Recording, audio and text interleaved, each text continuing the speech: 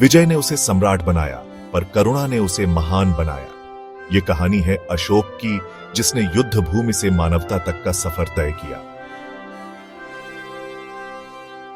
3री शताब्दी ईसा पूर्व चंद्रगुप्त मौर्य की नींव पर खड़ा विशाल मौर्य साम्राज्य। बिंदुसार के पुत्र अशोक तेज, सक्षम पर विवादित उत्तराधिकारी। अशोक को कम उम्र में तक्षशिला और उज्जैन जैसे प्रांतों का दायित्व मिला। युद्ध कला में प्रवीण, प्रशासन में कठोर, उन्हें चंड अशोक कहा गया। पर भीतर एक बेचैनी भी थी, क्या शक्ति ही उद्देश्य है? बिंदुसार के बाद उत्तराधिकार संघर्ष, कठोर निर्णयों के बीच 268 ईसा पूर्व के आसपास अशोक सम्राट बने। उन्होंने साम्राज्य को स्थिर किया, पर एक निर्णय आने वाला था जो इतिहास बदल देगा। 261 ईसा पूर्व कलिंग, एक भयंकर युद्ध। मैदान जीत लिया, पर दिल हार गया।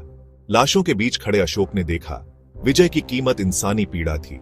उसी क्षण भीतर कुछ टूटकर नया जन्म ले रहा था।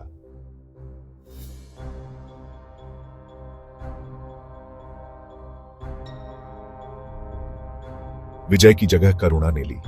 अशोक ने युद्ध का रास्ता छोड़ा और धम्म को अपनाया। सिर्फ धर्म नहीं, बल्कि एक नैतिक नीति, अहिंसा, सहिष्णुता और सबके लिए भलाई।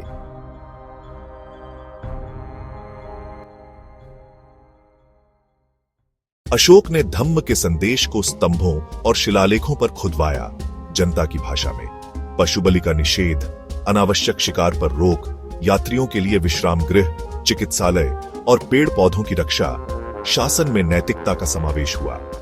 धम्म महामात्र नियुक्त हुए, लोगों की भलाई देखने वाले अधिकारी।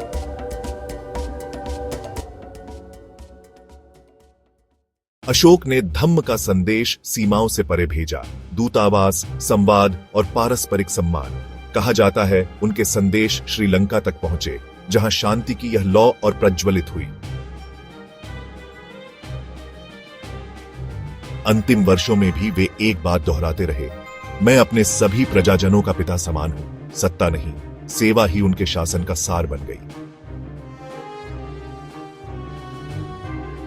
आज भारत का प्रतीक, सारनाथ का सिंह स्तंभ, तिरंगे का अशोक चक्र, न्याय, धर्म और गतिशीलता का संकेत। अशोक याद दिलाते हैं, सबसे बड़ी शक्ति करुणा है।